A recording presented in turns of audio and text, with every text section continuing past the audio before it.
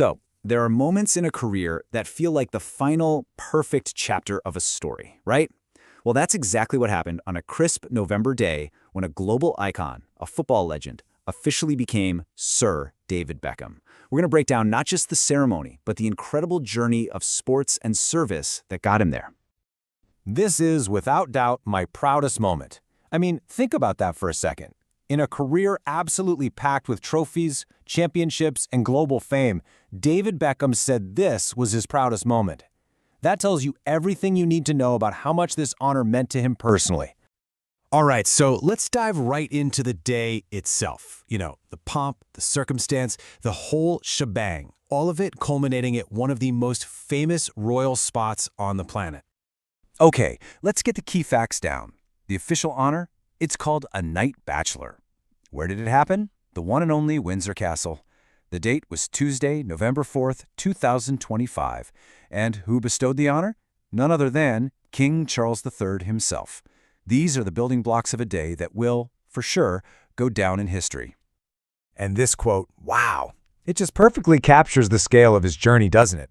Beckham himself was thinking about that incredible contrast, from being just a kid from Leytonstone in East London to standing inside Windsor Castle, getting one of the highest honors in the nation straight from the king. It's a powerful story. So, the big question is, how did he get here? Well, the story really kicks off, literally, on the football pitch. This wasn't just about being an amazing player. It was about building this massive global platform that would end up changing everything for him. 115. Just let that number sink in for a moment. That is how many times David Beckham put on the jersey and played for his country, for England. And to put that into perspective, very, very few players ever hit that milestone. It shows this incredible level of consistency and just pure commitment to the game. And get this, for 6 of those years, from 2000 to 2006, he wasn't just on the team, he was the captain. He was the one leading the Three Lions, carrying the hopes of an entire nation on his shoulders. That role right there cemented him not just as a star, but as a genuine leader. But of course, his impact went way beyond the England squad. I mean, we're talking about a legendary club career at giants like Manchester United and Real Madrid.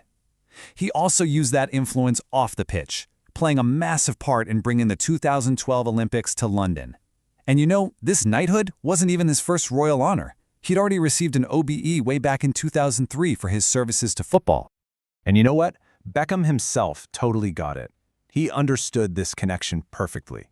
He knew that all the respect he'd earned on the field, you know, the goals, the free kicks, the trophies, that was the currency. That was the reason people would actually stop and listen when he had something to say. It was the foundation for everything that came next. And this is where the story takes a really important turn. See, after building this incredible platform, the knighthood also recognizes what he did with it.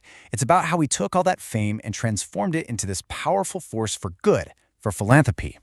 Which of course brings us to the central question of this whole part of his story. How exactly did he do it? How did he manage to leverage that insane level of global fame? It wasn't an accident, that's for sure. It was a conscious, dedicated, long-term thing. In fact, he actually had a name for it himself, which I think is pretty cool. He called it the powerful tool. That was his own term for the influence his career gave him. He didn't see his celebrity as just a perk. He saw it as a real instrument, a tool he could use to create actual change in the world through his charity work.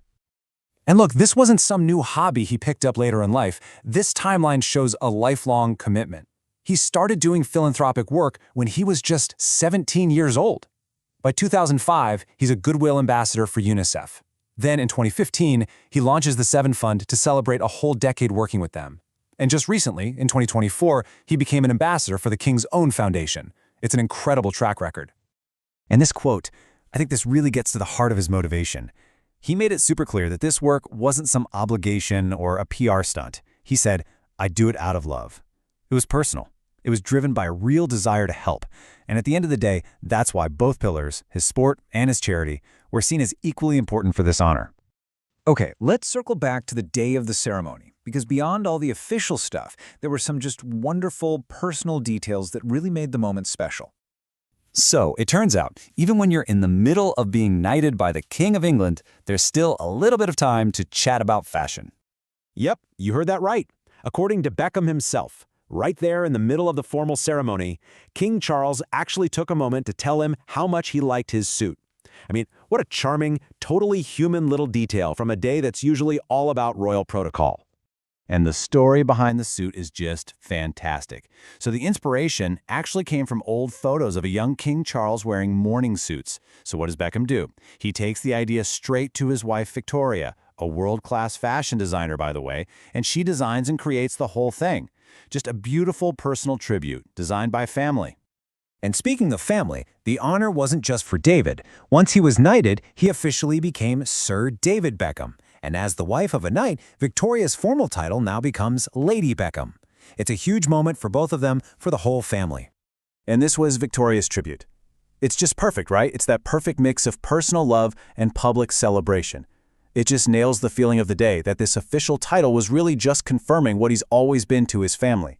So what's the big takeaway here? Well, this knighthood was so much more than just a title. It was an honor for two huge careers, one in sports and one in charity. It was a reflection of his deep patriotism, his respect for the monarchy, and really it was the whole nation saying, we see your journey from sports star to global humanitarian, and we validate it. This journey, from the football pitch to the palace, it feels totally unique. But does it maybe show us a new model? A new way for celebrities to use their influence for good? It's a really fascinating question about how fame and social responsibility are